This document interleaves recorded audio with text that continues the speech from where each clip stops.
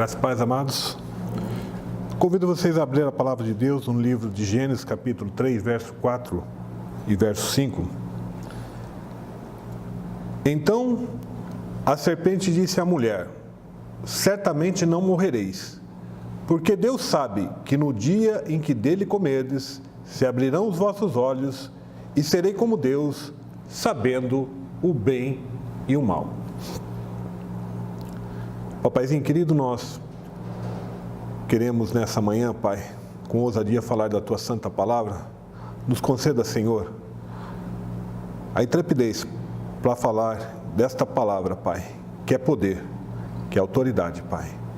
Nós clamamos a Ti pelo discernimento, Pai, no nome santo do Teu amado Filho Jesus. Amém. Esse texto é interessante porque ele começa uma narrativa entre um ser serpente e uma mulher. A gente sabe que esse texto fala da criação, lá no princípio da criação, e fala dessa mulher, Eva. A pergunta é: quem é essa serpente que falava com a mulher? E o que ela estava fazendo ali no paraíso? Para entendermos, nós devemos ler todo o texto, para que possamos compreender o contexto. Eu convido você a ler comigo Gênesis capítulo 3, do verso 1 até o verso 7. Diz assim: ora, a serpente era mais astuta que todas as alimarias do campo que o Senhor Deus tinha feito, e esta disse à mulher: é assim que Deus disse: não comereis de toda a árvore do jardim? E disse a mulher à serpente: do fruto das árvores do jardim comeremos, mas do fruto da árvore que está no meio do jardim, disse Deus: não comereis deles, nem nele tocareis, para que não morrais. Então a serpente disse à mulher: certamente não morrereis, porque Deus sabe que no dia em que dele comerdes, se abrirão os vossos olhos, e serei como Deus, sabendo o bem e o mal. E vendo a mulher que aquela árvore era boa para se comer, e agradável aos olhos, e árvore desejável para dar entendimento, tomou do seu fruto e comeu, e deu também ao seu marido, e ele comeu com ela. Então foram abertos os olhos de ambos, e conheceram que estavam nus, e cozeram folha de figueira, e fizeram para si aventais.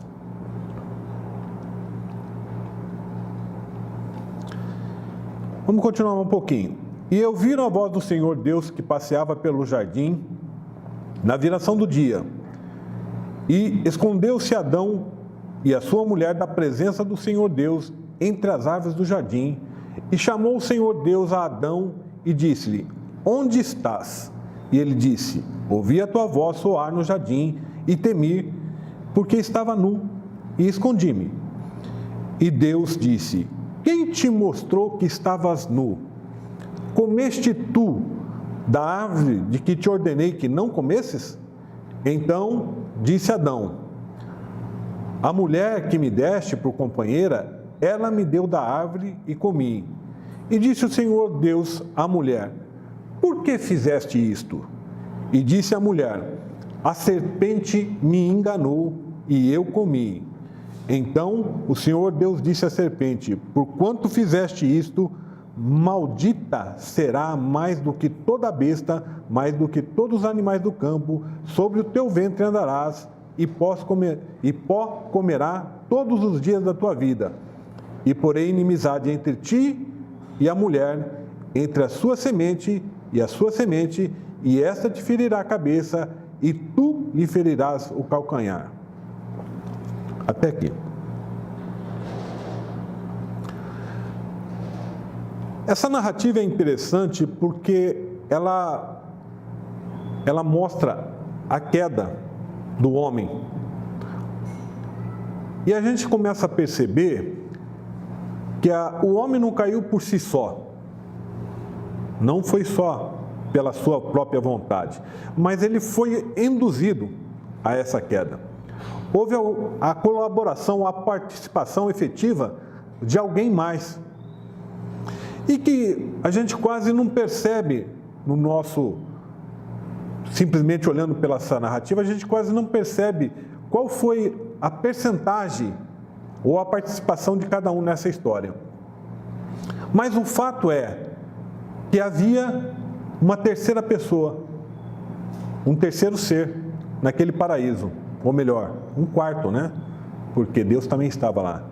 Havia um quarto ser, e ele foi importante nessa participação. E eu fiquei me perguntando, o que é que essa serpente que falava fazia lá? Quem é esse ser? Para a gente poder aprofundar um pouquinho mais, eu quero convidar você a abrir a palavra de Deus no livro de Ezequiel,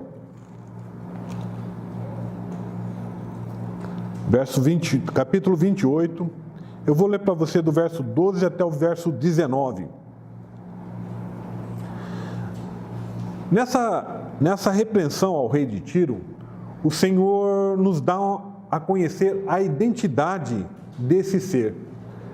Como nós vimos lá, a própria mulher, ao descrever por que ela tinha feito este fato, ela disse assim: a serpente me enganou. A primeira conotação que a gente tem é que essa serpente ela é enganadora. Mas eu quero ler um pouquinho mais. Observe que o Senhor pega de uma certa forma para dar uma repreensão a esse rei de Tiro. Ele diz assim: filho do homem, levanta uma lamentação, que é o mesmo que uma repreensão, sobre o rei de Tiro, e diz-lhe: assim diz o Senhor Deus, tu eras o selo, em outras versões diz, tu eras o aferidor da medida, cheio de sabedoria, perfeito em formosura.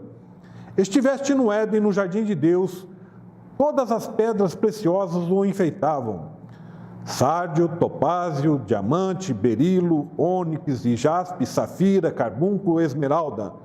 Seus engates e guarnições eram feitos de ouro. Tudo foi preparado no dia em que você foi criado. Tu eras o querubim, ungido como guardião, pois para isso eu o determinei. Você estava no monte santo de Deus e caminhava entre as pedras fulgurantes. Perfeito eras em seu caminho desde o dia em que foi criado, até que em ti se achou iniquidade ou pecado. Por meio do seu amplo comércio, você encheu-se de violência e pecou. Por isso, eu o lancei em desgraça para longe do monte de Deus, e eu o expulsei, ó querubim guardião, do meio das pedras fulgurantes. Seu coração tornou-se orgulhoso por causa da sua beleza, isso é vaidade, e você corrompeu a sua sabedoria por causa do seu esplendor. Por isso eu a tirei à terra, fiz de você um espetáculo, exemplo para os reis. Por meio dos seus muitos pecados e do seu comércio desonesto, você profanou o seu santuário. Por isso fiz sair de você um fogo que o consumiu e reduzi você a cinza no chão, à vista de todos que estavam observando. Todas as nações que o conheciam ficaram chocadas ao vê-la. Chegou o terrível fim, você não existirá mais. Quando o Senhor dá todas essas informações ao rei de Tiro, ele cita esse exemplo de algo que aconteceu algum tempo antes. E faz uma comparação pelo procedimento do rei de Tiro a essa obra semelhante que ele tinha descrevido. E o que nós percebemos? Qual é a revelação que nos traz? Qual a identidade revelada desse ser? Quando nós vimos lá em Gênesis capítulo 3, verso 1, ele revela que esse ser foi criado por Deus. Então é um ser criado por Deus. No 3,13, ele revela que esse ser, ele é enganador. O procedimento dele é de enganar. Ezequiel 28,12 revela que esse ser tinha uma posição de destaque no céu. Ele tinha atribuição como selo, como aferidor de medida, e ainda era cheio de sabedoria e perfeito em formosura. Ezequiel 28,13 revela que ele esteve no Éden, jardim de Deus, e pedras preciosas o adornavam. Ele estava lá, na criação, no jardim do Éden. 28,14 revela que eras querubim ungido. Por quem? Ungido por Deus, como guardião. Ele estava lá como guardião. 28,15 revela que eras perfeito desde a sua criação até o dia do pecado. Estava perfeito. 28,16 revela que ele foi expulso para longe do monte de Deus. E Ezequiel 28,17 nos revela que a vaidade o corrompeu e foi lançado à terra como exemplo dos reis. Ezequiel 28,18 revela que os seus pecados e a sua desonestidade profanaram o seu coração. E Ezequiel 28,17 revela que esse ser, outra vez, jamais entrará no céu. Ele foi banido do céu, ele foi expulso do céu, perdeu toda a sua regalia e foi lançado à terra.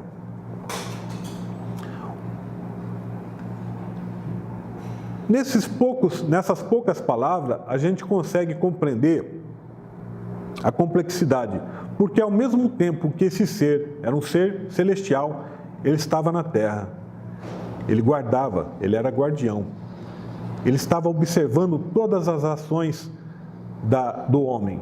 E a gente vai acabar descobrindo, né, que o que ele fez na verdade foi, em vez dele olhar, em vez dele prestar atenção, em vez dele, ele era o querubim ungido, ele era aferidor de medida, ele era aquele que estava olhando exatamente o que cada um fazia e apontava. Ele deu uma mãozinha para o homem, ele induziu a mulher a quebrar a palavra de Deus, a transgredir.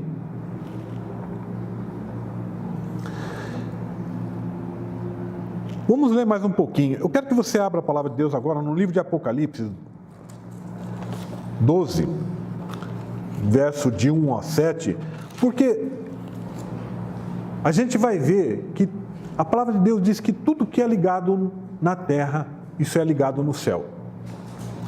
Quando se trata de um anjo, ou quando se trata de uma personagem celestial, a gente vai ver que tudo aquilo que foi feito aqui também interfere lá. E a gente vai ver como essa coisa se desenrolou. Lá no céu, Apocalipse 12, verso de 1 a 17.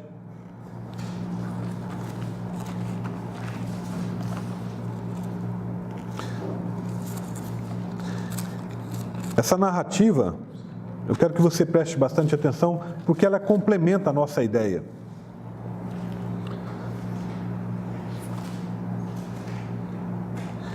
Diz assim: e viu-se um grande sinal no céu, uma mulher vestida de sol, tendo a lua debaixo dos seus pés e uma coroa de 12 estrelas sobre a sua cabeça. E estava grávida, e com dores de parto, e gritava com ânsias de dar à luz. E viu-se outro sinal no céu, e eis que era um grande dragão vermelho, que tinha 7 cabeças, 10 chifres, e sobre as suas cabeças 7 diademas. E a sua cauda levou após si a terça parte das estrelas do céu. Isso são anjos. E lançou e lançou-a sobre a terra, e o dragão parou diante da mulher que havia de dar à luz, para que, dando ela à luz, lhe tragasse o filho. E deu à luz um filho homem, a gente sabe que é Jesus, que há de reger todas as nações com vara de ferro, e o seu filho foi arrebatado para Deus e para o seu trono.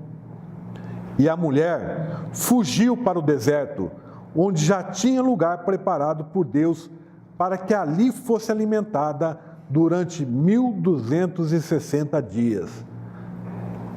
Equivalente a 3 anos e meio, equivalente ao ministério de Cristo sobre a terra. E houve batalha no céu, Miguel e os seus anjos batalhavam contra o dragão, e batalhava o dragão e seus anjos, mas não prevaleceram, nem mais o seu lugar se achou nos céus.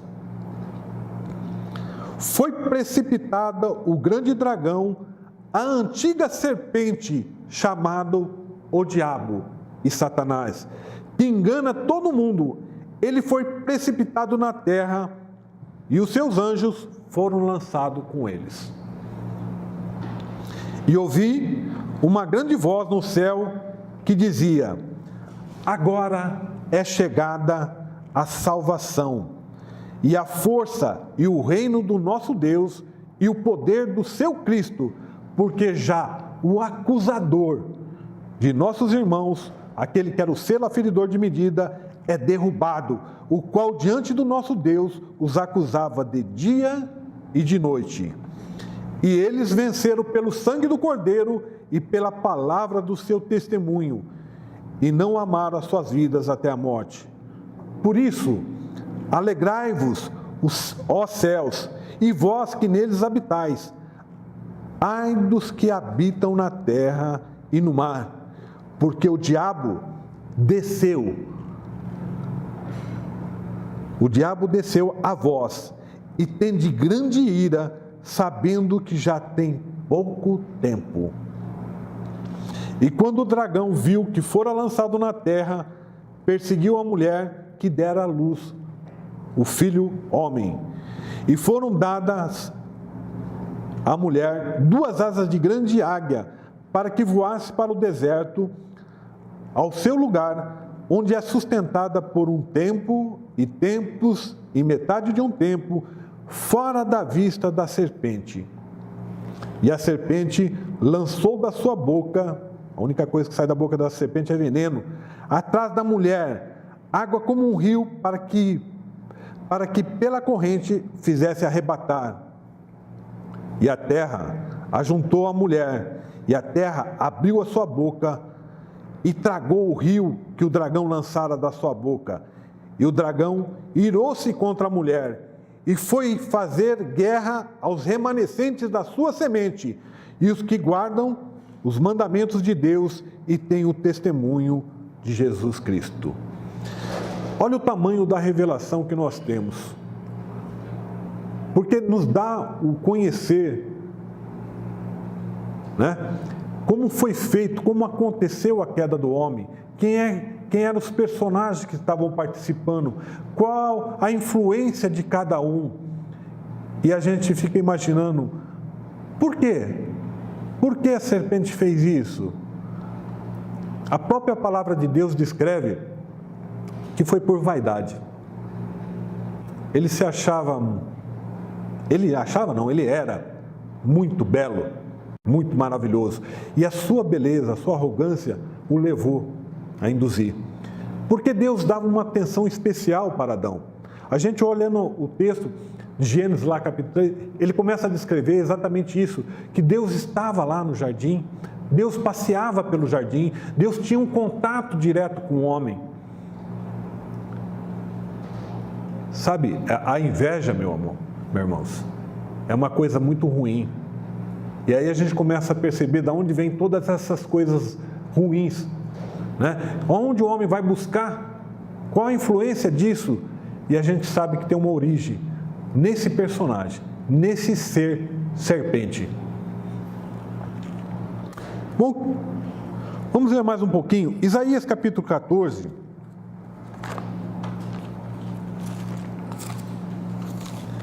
Isaías capítulo 14. Eu quero ler do verso 12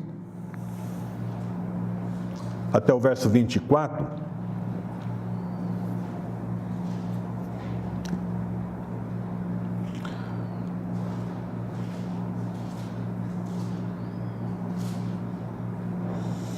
Diz assim: como caíste do céu, ó estrela da manhã, filha da alva, como foste lançado por terra, tu que debilitavas as nações, e tu dizias no teu coração: eu subirei ao céu, e acima das estrelas de Deus exaltarei o meu trono, e no monte da congregação me assentarei da banda dos lados do norte.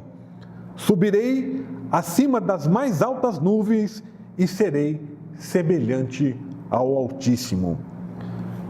E, contudo, levado serás ao inferno, no mais profundo do abismo. Os anjos te virem te contemplarão, os anjos que te virem te contemplarão, considerar-te-á e dirão: é este o varão que fazia estremecer a terra e que fazia tremer os reinos? Que punha o mundo como um deserto e assolava as suas cidades? Que a seus cativos não deixava ir solto para a casa deles? Todos os reis das nações, todos eles jazem com honra, cada um na sua casa. Mas tu és lançado da tua sepultura como um renovo abominável, como uma veste de mortos atravessado à espada, como os que descem ao covil de pedra, como um corpo morto e pisado. Com eles não te reunirás na sepultura, porque destruíste a tua terra e mataste o teu povo. A descendência dos malignos não será nomeada para sempre. Preparai a matança para os filhos por causa da maldade de seus pais, para que não se levantem e possuam a terra e encham o mundo de cidades. Porque me levantarei contra eles, diz o Senhor dos Exércitos, e desarregarei da Babilônia o nome, os resíduos, e os filhos, e os netos, diz o Senhor. E reduzir-eis a possessão de corujas e lagoas de águas, e varrê-la-eis com vassoura de perdição, diz o Senhor dos Exércitos. O Senhor dos Exércitos jurou, dizendo: como pensei, assim sucederá, e como determinei, assim acontecerá ou efetuará. Nós percebemos aqui, Lúcifer tinha muitas qualidades. Beleza, formosura, andava sobre as pedras afogueadas, era muito inteligente, né? Mas quando a iniquidade entrou no seu coração, o desejo de ser como Deus, ele começa a arquitetar um plano para montar o seu próprio reino. Ele começa a elaborar um plano. E o primeiro plano dele era destruir aquele que poderia ser o Filho de Deus. A ideia dele era construir um trono acima do trono de Deus e ser semelhante ao Altíssimo. E ele era bom de convencimento, porque ele conseguiu arrebatar 1/3 das estrelas do céu, ou dos anjos do céu. Nesse plano diabólico, arquitetado, ele elabora a queda do homem, para que Deus fosse desprestigiado. Se eu tenho tanto poder, se eu sou tão poderoso, se eu sou belo, se eu sou rico, então eu posso fazer. Essa era a ideia. A ideia de trabalhar o coração do homem e fazer com que o homem caísse.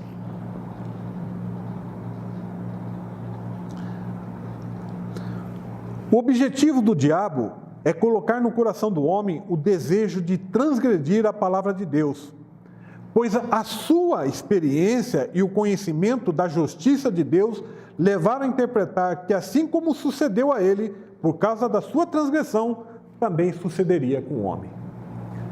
Isso é o fato. Ele tinha uma experiência que ele foi banido do céu por causa da sua prepotência, por causa da sua arrogância, por causa da sua vaidade, por causa dessa loucura. E naquele momento ele vem à terra e vê a oportunidade de levar o homem a cometer o mesmo erro que ele tinha cometido, colocando no coração do homem o desejo do conhecimento para se tornar igual a Deus. E nessa presunção, a mulher descreve exatamente isso, porque ela diz que ela olhou para aquele fruto e ela viu que era desejável, que era belo e que era saboroso. Todas essas informações que foram passadas para ela fez com que a imaginação dela criasse esse desejo de comer aquele fruto para que tivesse conhecimento. E ao mesmo tempo, ela ia conhecer o desconhecido.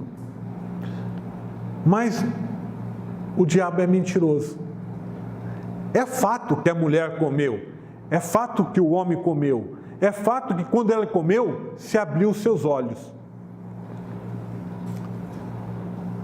Mas jamais ficaram tendo o mesmo entendimento e o conhecimento de Deus.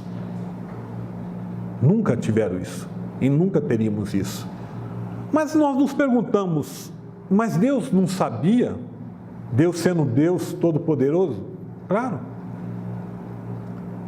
Claro que sabia. Houve uma permissão de Deus.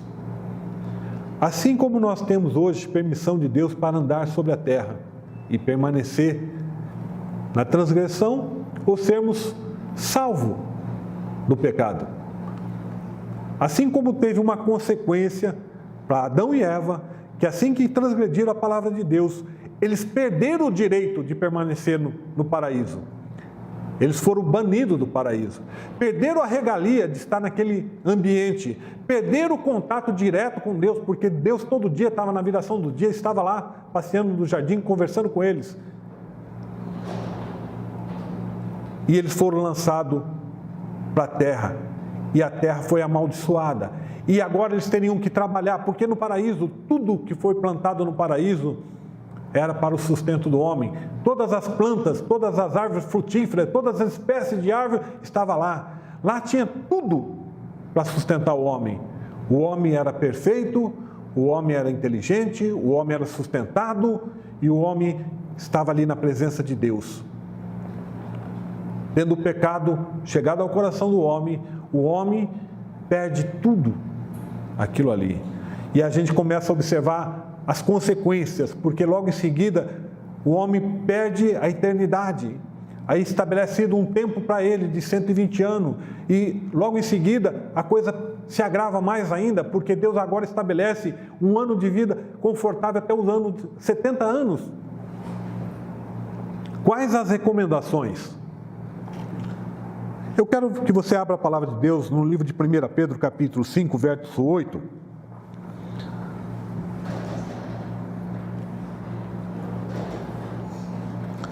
A palavra de Deus disse assim: sede sóbrios, sobriedade. Sede sóbrio, vigiai, porque o diabo, vosso adversário, anda em derredor, bramando como leão, buscando a quem possa tragar. Eu quero que você observe, porque a palavra ela descreve exatamente. Ele diz assim: olha, fique atento, né, na sua lucidez, porque o diabo é vosso adversário. Às vezes a gente ouve falar que o diabo é inimigo de Deus, é adversário de Deus. O diabo não é inimigo de Deus, gente. O diabo não é adversário de Deus. O diabo é um servo de Deus. Ele jamais poderia confrontar o Criador, mas ele ainda opera por vontade de Deus. Então, ele é nosso adversário, ele é seu adversário. Antes ele era acusador, antes ele estava diante do trono de Deus e apontava as nossas falhas, os nossos erros. Mas agora ele quer a nossa queda, ele quer a nossa destruição. O diabo não vem senão para matar, roubar e destruir. E ele continua operando, porque Deus assim ainda o permite. Para quê? Para que eu e você não permanecemos no pecado. Mas ele quer que você permaneça no pecado, na iniquidade, na transgressão. Porque o final disso tudo será a sua morte, ou a sua vida com ele no inferno. Efésios capítulo 6, verso 11.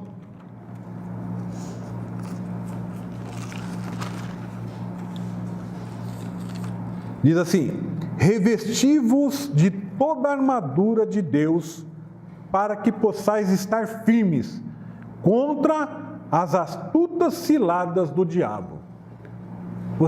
Eu e você, meus amados irmãos, temos que nos revestir agora. Por quê? Porque o diabo continua trabalhando, ele continua buscando a quem possa tragar. E eu tenho, por parte de Deus, uma armadura que pode me defender do diabo, das astutas ciladas do diabo. Então nós temos que buscar essa proteção, nós temos que buscar essa armadura para que possamos resistir aos ataques do maligno. Efésios 4, verso 27, diz assim: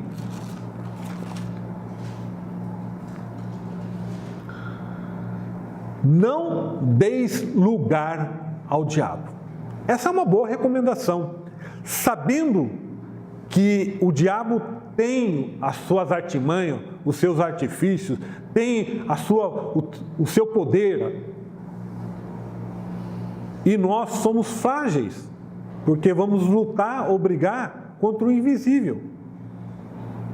O diabo, ele é covarde, gente. Ele ataca. Ele se prepara e monta a armadilha para que eu e você caia. E se nós não estivermos no caminho de luz, se nós andarmos em treva, fica mais fácil, porque em treva ninguém enxerga nada. E ele faz o que quer, ele domina tudo. Não deis lugar ao diabo. Não abra brecha. Não dê espaço para o inimigo trabalhar na tua vida, na tua família.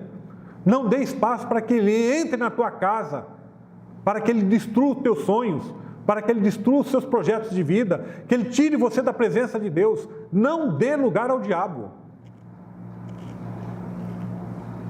1 João, capítulo 5, verso 19. Sabemos que somos de Deus e que todo mundo está no maligno. Você sabia disso? Que o mundo está dominado pelo maligno? Que a maldade, a malignidade está sobre a terra? Em todos os lugares, em todos os cantos que nós vamos, a presença do mal está aí.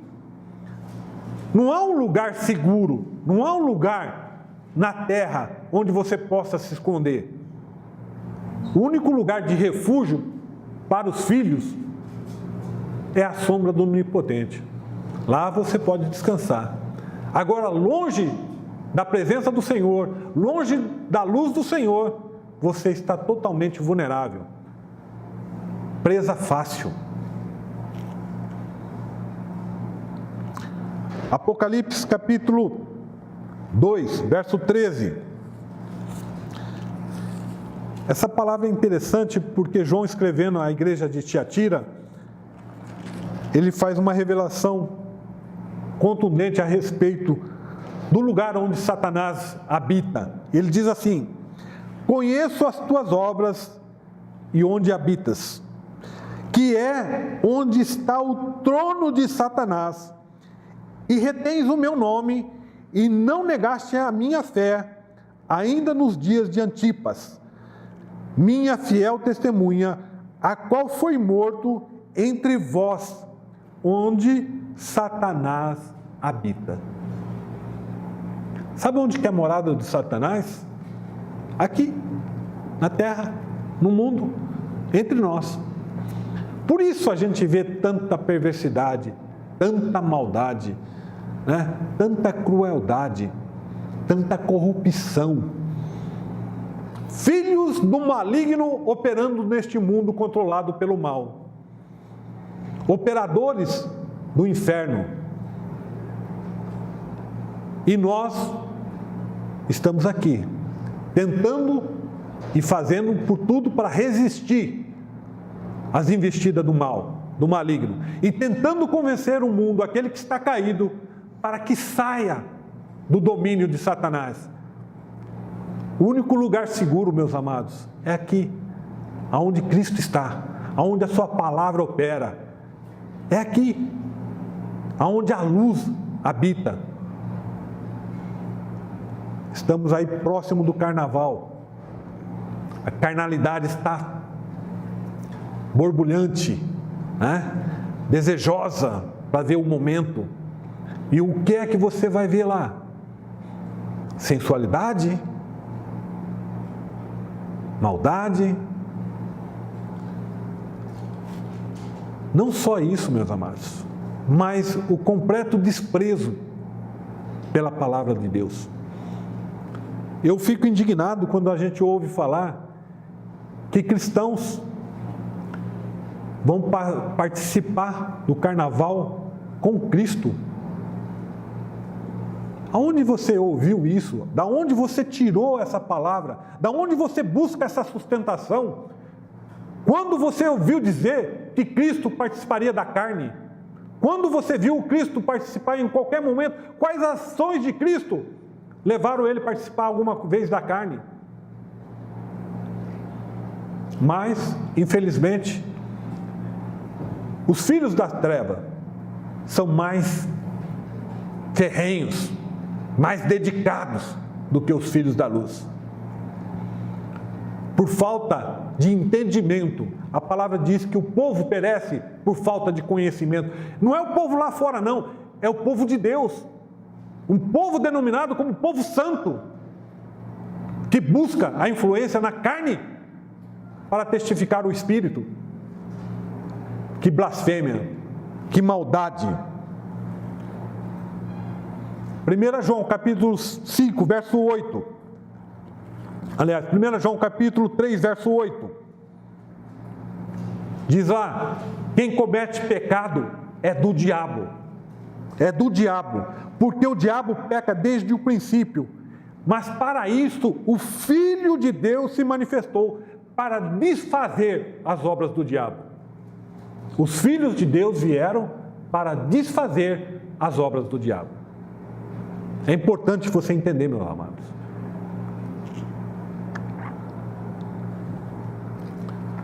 Romanos capítulo 16, verso 20. Diz assim: e o Deus de paz esmagará em breve Satanás debaixo dos vossos pés, e a graça do nosso Senhor Jesus Cristo seja convosco. Amém? O Deus de paz esmagará em breve Satanás debaixo dos vossos pés. Fique com essa certeza, meu irmão. Fique com essa certeza, igreja. Que aquele que prometeu, ele é fiel para cumprir. E nossos olhos há de ver a palavra de Deus cumprida, principalmente na nossa vida, naqueles que creem. Que Deus tenha misericórdia daqueles que ainda não creram, né? E que pela sua bondade e pelo seu amor nos sustente todos os dias da nossa vida, para que nós não caiamos. E você, fica atento à palavra de Deus. Não se deixe corromper por palavras persuasivas de homens enganadores, porque enganação, o enganador, é filho lá do diabo. Fique na palavra. Que Deus vos abençoe. Amém?